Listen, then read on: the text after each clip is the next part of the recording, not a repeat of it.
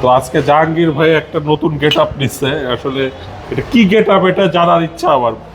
আসলে গেট আপটা বলছে কি, এটা দুবাইতে সৌদি আরবে এই তোপগুলা পরে আচ্ছা, এবং এরা এটা মানে ওদের এটা মানে ওদের জাতীয় কাপড়। কিন্তু ভাই এটা পরে বাইক চালাবেন কিভাবে আপনি? এটা বাইক চালাইতে হইলে আপনার নিচের উপর থেকে হালকা উঠাই নিতে হয়। উঠায় দিতে হবে, কিন্তু একটু দেখান না পা কতটুকু ই হয়।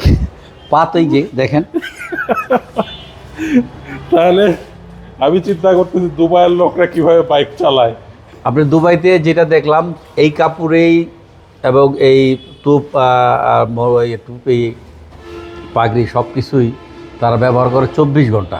আচ্ছা, এবং যুদ্ধ করতে যে যায়, এই যুদ্ধ করতে সেম টু সেম কাপড় দেখলাম ওইখানে, জাদুঘরে গেলাম ওইখানে দেখলাম সেম এই কাপড়। না কিন্তু যুদ্ধে যখন দৌড়াবে তখন পা বাইজা যাবে না না, এদের একটা মাপ আছে। আমরা যেমন 3 পা দিয়ে আর 2.5 পার মধ্যে থাকি, এটা কিন্তু 2.5। দেখেন মাপ দেন আপনি, আচ্ছা আচ্ছা, মাপ দেন, হ্যাঁ, এর ভিতরেই কিন্তু থাকবে।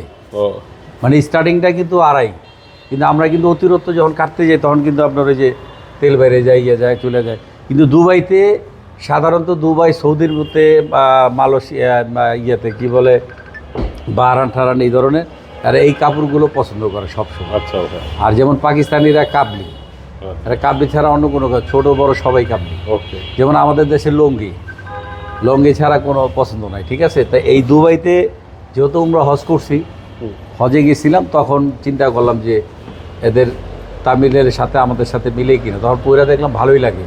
আচ্ছা। আসলে 24 ঘন্টা উজু থাকে, আপনারা নামাজ রোজা পড়ার জন্য এটা বেস্ট। ওকে, ঠিক আছে, ভালো থাকবেন। আসসালামু আলাইকুম। আসসালামু আলাইকুম রহমতুল্লাহ।